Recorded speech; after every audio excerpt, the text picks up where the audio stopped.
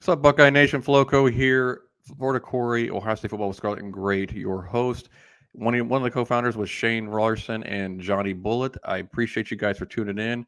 As always, we ask that you subscribe and turn those notifications on, so whenever we put out content, you will know about it. And also, 5,000 subscriptions, guys. We're doing a giveaway, a hoodie and a mug. I have a hoodie. I love the hoodie. It's my favorite hoodie by a mile.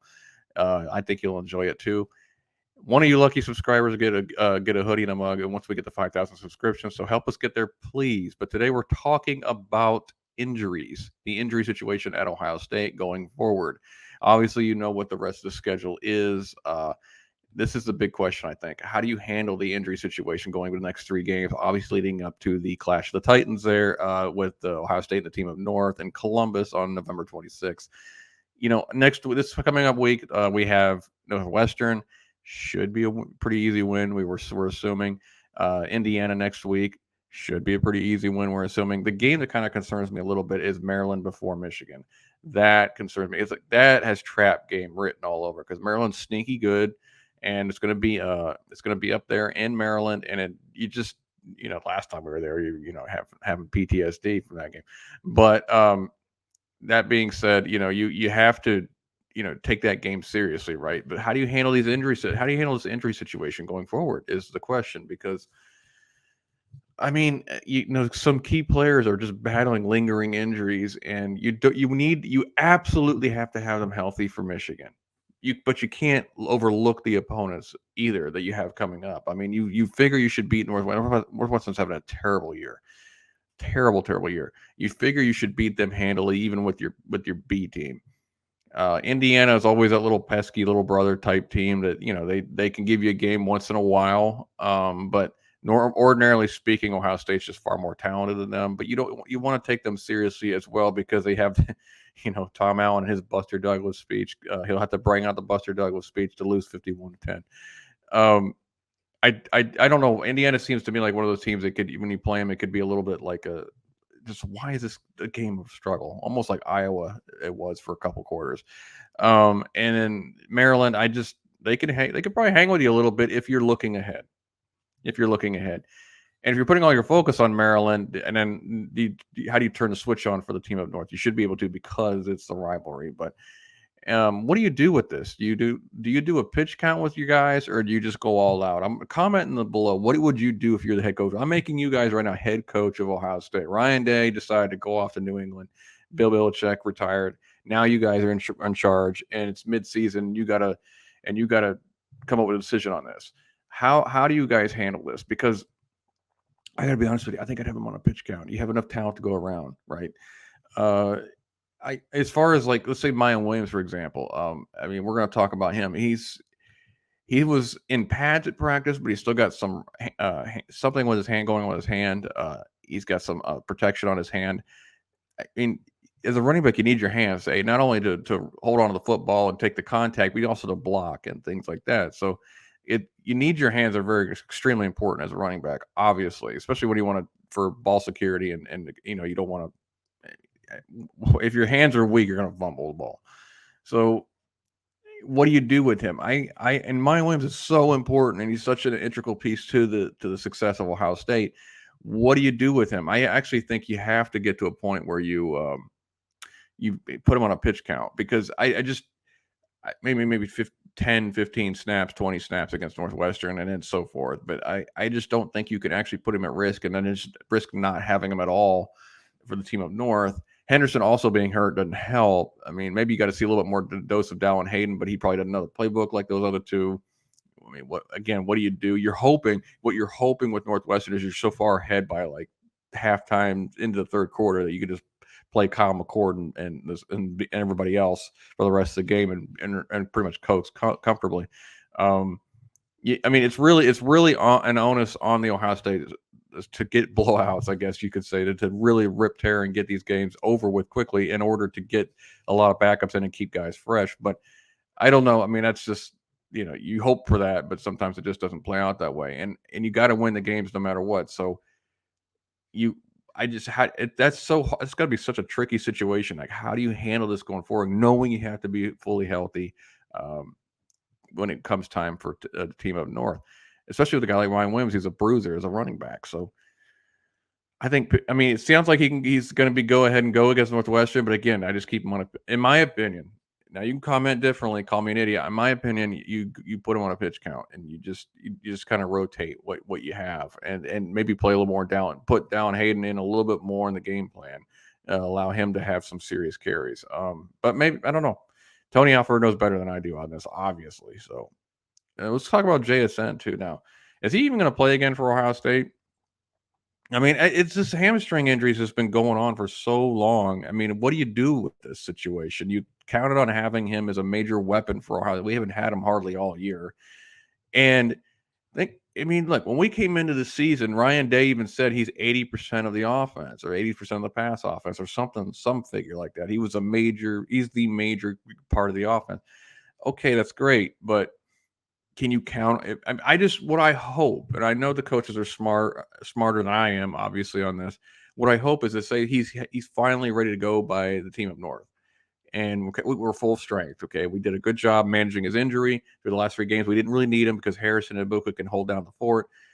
You definitely can't go back to this idea that even if he's fully healthy, the medical team says, oh yeah, he's good to go, he's perfect. You cannot go into that game, obviously, or any game, thinking he's going to be the number 1 option again. You just can't do it because you can't rely on it. You can't have a game plan in the week that says, okay, JSN, you are the number 1 guy. This offense can be predicated on what you do. No, I know the coaches are smart enough to know that, hey, we got plenty of talent to go around. I would almost like to say put JSN back in that role he was in, if he's fully healthy, when we had Olave and Wilson on the outside. Just because he's obviously a great player and you want him on the field and you're a better team with him, obviously. But you just can't count on him being the number 1 option because of this lingering injury. And it could rear its ugly head at any moment. And all of a sudden you're in the middle of a game where your game plan was to focus on him. He's down and out. And now you're going, I mean, maybe because of the season we've had, we can transition quickly into that mode where we okay, move on to the next guy because of who we have and how much experience they've had this year. But I think it's a little bit too risky to put him back in that number 1 role, even though that's what you want him to be. This season's kind of a lost cause for that, at least on that situation, for him to be that guy. So I hope the coaching staff is smart enough, in my opinion. Now, maybe again, they know more than I do, but maybe I would say, listen, at best, you're going to come back and be in the role you were last year. You know how to play it. It's second nature to you. Harrison and Ibuka have been the 1 and 2 guys, and Fleming's emerged as a playmaker. All 4 of you makes us stronger, but I just can't predicate most of the offense based on you because of the injury history this year. And it's not personal, obviously. It's just, hey, look, this is just how it's got to be this year. In my opinion, I'm starting to hope JSN comes back again, but he probably won't. Because I think he's probably really hurt his draft stock, unfortunately. Or not he's hurt his draft stock, and nothing he did. But the injury has hurt his draft stock, unfortunately. I hope that's not the case. I hope I'm wrong on that one.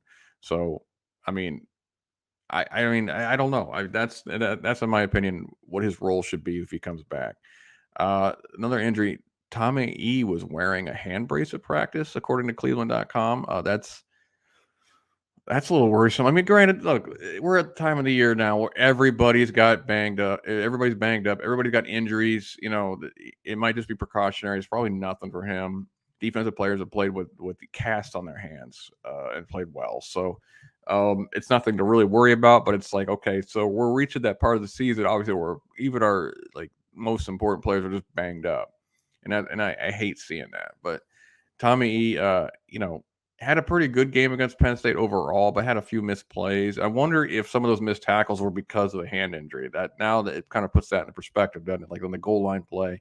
Now, granted, I'd say some of that was technique where he just kind of tried to almost like get dragged behind the running back as he was trying to take him down. He didn't really drive through the tackle, but that being said, I just wonder if he couldn't hold on because of his hand injury. So it puts things in a little bit of perspective, and it makes you take it a little easier on Tommy E, who obviously could dissect the play and could be there on time.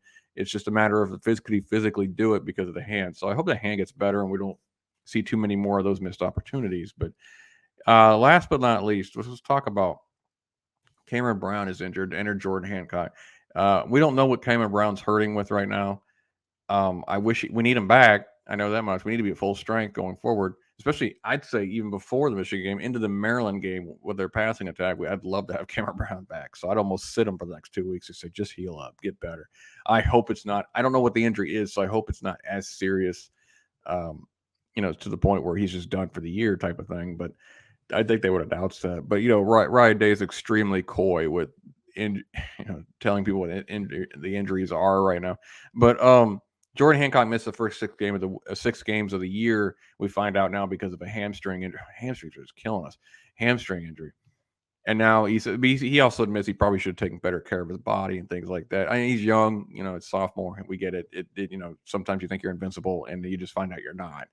And probably a good lesson to learn early on, to be honest. But he played a little bit versus Iowa and then played double the amount of snaps against Penn State. Good to have him back. He's a great player. I mean, we potentially think he's a great player.